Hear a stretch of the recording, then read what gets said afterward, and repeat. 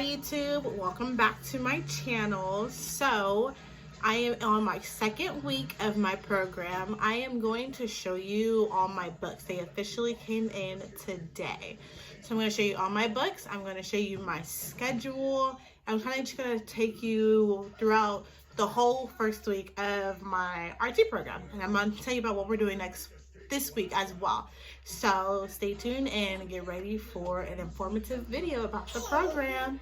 And you're gonna hear my child in the background as usual. So yes, stay with me. Guys, so sorry, I'm like trying to fix the angle of my camera and everything. You're gonna hear Sesame Street in the background and my child. So I'm gonna be pulling out my books as I show you. All right, so some are right here actually.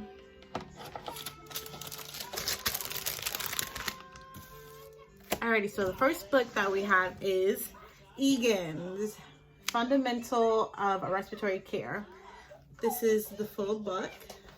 This is our main book, and we have to carry this every day. After that one, we have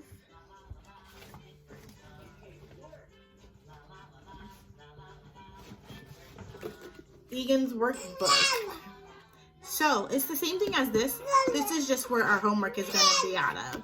So I'll show you some examples because I've already started doing some homework. Yeah. So each week we have homework due. And last week we didn't get our books in time for us to do week 1's homework. So this week we have chapters 10, 17, and 18. This week we are going over the heart. Okay, so this is a little bit of what it's showing. That's just one. Chapter 18 is interpreting lab values. 17. 18 is EKG, and then 10 is the cardiovascular system. So I have to take those books every day to class. We just got in our lab books. We have to carry these every day too. Well, she said we mainly have to have them on Mondays and Fridays when we do lab stuff. But I'm probably gonna leave all my books in my car. This is our lab book. Yes. I also have to take these to clinicals because my preceptor has to sign off on my skills. I'm also gonna show you some stuff. We did a couple of skills. I'm gonna show you our checklist of everything that it's listed as well. But hand hygiene, so this is a lab report. I don't know if we're doing lab reports. I really need to ask her. But see, here's like the checklist. It's gonna say evaluate your peer instructor, and she wants our classmates to really make sure that they're signing off on our stuff too. So that's only 3 books.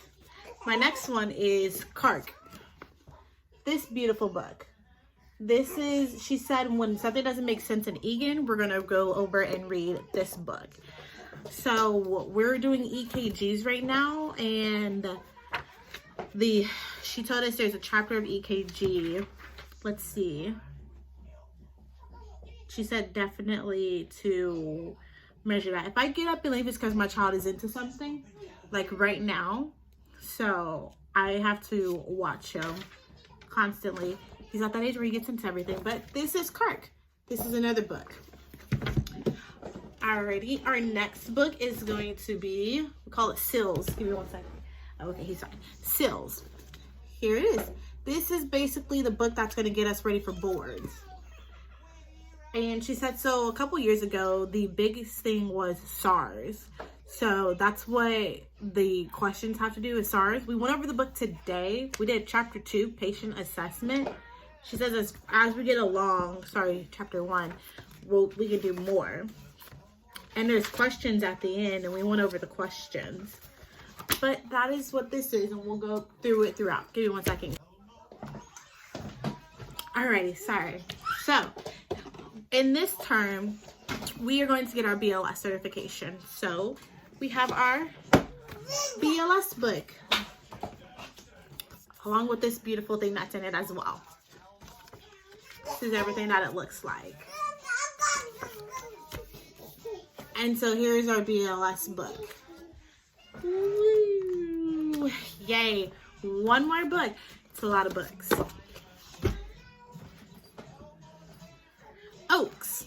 It's like a little handheld pocketbook. She said it's confusing, but it's a good resource, especially when you're in clinic. So, those are all my books. We did our program pays for our stethoscopes. Here is my stethoscope. It's actually pretty nice. Oops. All black. It doesn't actually look like an old, ugly, terrible one like how normally school programs do. So, and I've been listening to some people because we already started listening to breath sounds. I couldn't hear my lab partners, but I listened to my son and I can hear his breath sounds, which I've been told that kids are loud, so you can hear that. You can hear them easier than adults. And then the last one is going to be my pulse ox. My program provided us with a pulse ox machine too. Turn it on. See if it reads why it's standing. I don't know, I have to do it. Oh, there it goes. That is my pulse ox. And then it cuts off by itself.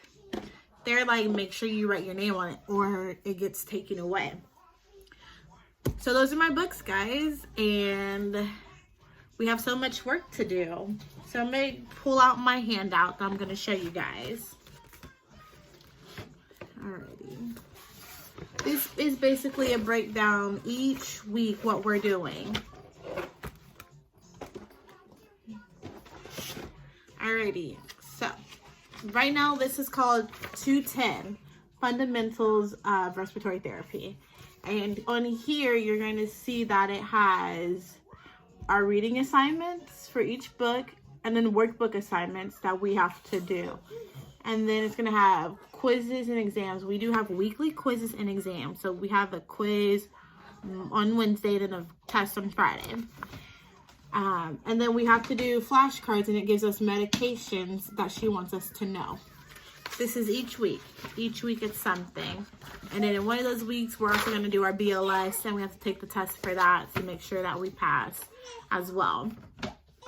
This term, no clinicals at all. So it's Monday through Friday, 8 to 5. I'm sorry, not 8 to 5. Monday through Friday, 8 to 1. That's my class time. The next list is my clinical completion checklist. So on here is a list of all the things that I have to have checked off by my partner and my preceptor. Once again, this was also in my lab book. So a lot of it's 210, which is what I'm in right now for these 10 weeks. And then we'll have some 220, 230, and 240. I'm also going to break down how the program terms and everything for you as well. So those are what those two forms are about. So this week is cardiovascular, like I said, and EKGs. So what we're doing for lab this week is vital signs and EKG. That's what we're doing. So today we did hand hygiene in the lab, and then on Friday we're going to be doing EKGs on each other. So we have to learn how to put them on, because she did say depending on what hospital you work at, RTs actually do EKGs. And I've actually been in the ER where a lot of people kind of just help out around. If RT's around, they'll do it. If a tech is around, they'll do it. It depends on the type of setting you're in. Like she said, each hospital is different, so RT may be required. I'm gonna go off on some of these checklists for you guys. So vital signs is coming up. Once it does, it's gonna sign off. So a lot of this is 210, which is what I'm in right now. So EKG, medical record documentation, humidifier, aerosol therapy, oxygen therapy, SVNs, patient positioning. I'm just throwing some stuff out there for you guys. MDI, DPI. And then, so here are some things for 220, which is what I'll be next term, which is going to be patient interview and history, pharyngeal airway insertion, intubation, extubation, arterial punctures, art line samplings, APG interpretation. These are just some. chest x-ray interpretation, cuff care, tracheostomy care. And then 2:30, adult ventilation initiation, vent circuit change, adult ventilator monitoring, initiation of CPAP and BiPAP, chest tubes, bronchostomy assisting. And then 2:40, you've got neonatal pediatric ventilator initiation, ventilator system care, nasal CPAP initiation, transcutaneous monitoring, and capillary sampling. So those are just some of the skills that I'm going to have to get checked off. Okay, so let me break down my terms for you guys. So term 1, I told you how this program worked. I gave you a little bit of information and why I chose respiratory therapy. But now that I'm actually in it, they kind of explained it up to us even more in detail.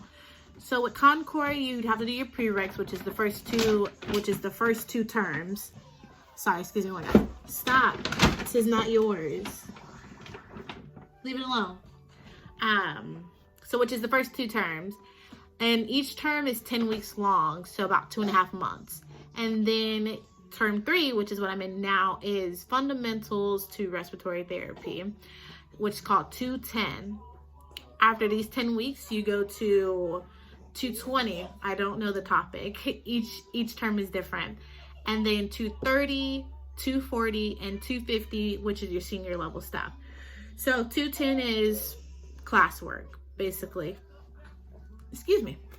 220 is going to be 1 day of class from 8 to 2, 3 days of clinicals, 6:30 to 7 p.m., 6:30 a to 7 p.m. And in 220 and 230, no, in 220, it's general floor care. In 230, same schedule, Tuesdays, class 8 to 2, Wednesday, Thursday, Friday, clinicals from 6:30 a to 7 p. And that is ICU ER rotations. 240 is going to be our neonatal pediatrics rotation, which is going to be class 2 days a week, which I'm pretty sure is Tuesday, Wednesday, and then clinicals Thursday, Friday. Let me double check, because I am pretty positive that is what they told me. I'm very organized.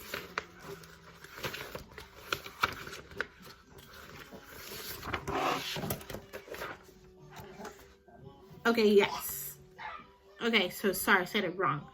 So 240 classes Monday, Tuesday, and then classes Wednesday, Thursday, and clinicals is Monday, Tuesday, and then we have Fridays off.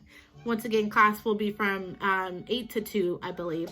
And in 250, we only have to do clinicals once, which is a specialty clinic. So, and that's going to be either Mondays or Fridays, depending on how many we can get to. And then we have class on Tuesday, Wednesday, and Thursday with Friday off. And in our senior level class, 250, we go to our medical director, who is a medical director of one of the hospitals here in Dallas. We go and shadow him, basically, and he'll also give us lectures and stuff. Then we'll go to home health care. Then we'll also do a sleep study hospital as well, and I think a rehabilitation hospital. So those are our specialty rotations, which is only once a week on Mondays or Fridays. So that's basically the breakdown. They said about week 5 is when we'll figure out what hospital we're going to be going to do our clinicals at.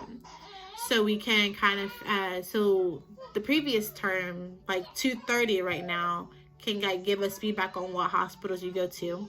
Me personally, I want to go to a more busier hospital because I plan on, when I'm getting out of school, to either be at a level 1 or a level 2 facility, and I really want to do ER. I've worked in ER for 2 years as a medical scribe, so that is like my life and heart, and I would really love to be in the ER. My professor has experience in ER trauma, burn, neuro, and she's currently working in the PD and neonatal unit right now. So that is the breakdown of my class. Week 1, we already had our first quiz and we had our first test. I made a 93 on the first quiz only because FiO2 is fraction inspired oxygen. I think I'm saying it wrong, but I forgot what the I stood for, so I put fraction room air. That is not it, but for the life of me, my brain just froze for a second. And in our first test, we had a 97. I got a 97. And she told us that if a lot of people miss the same question, she'll throw it out. So that's with 2 questions being thrown out. I got a 97. I missed 3 total. So it's pretty good. Like, I plan on getting all A's. And right now we have a quiz on Wednesday about arrhythmias, the different arrhythmias, what medication will go with them. She had 4 questions, but she said she needs to do more. Otherwise, if one person misses 1 question, you know, you'll fail. And then we have a test on Friday. So I'm excited for all that. You will be seeing all my labs. If it's interesting, I'm going to record them and I will put them in my YouTube video so you guys can kind of see what we're learning. To also decide if you want to go into this field or if respiratory therapy is for you.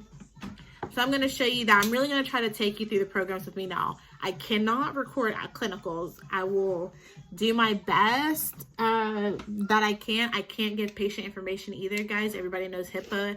If you're following this and you're in a medical field, you kind of understand I'm very limited to what I can tell you. But I will do my best and kind of tell you what I do get to do without giving away any patient information, like the different treatment options that I gave or anything like that.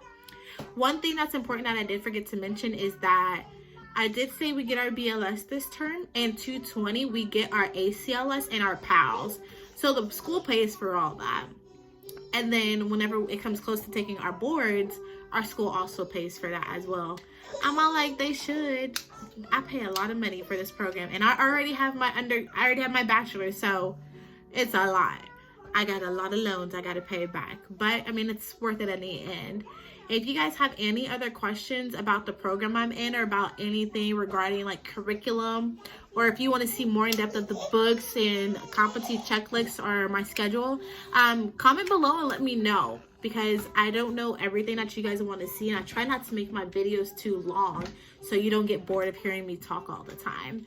But that is going to be all for this, and thank you guys so much for watching. Please share and tell everybody about it. Make sure you hit the thumbs up button and subscribe to my channel. Y'all have a great day.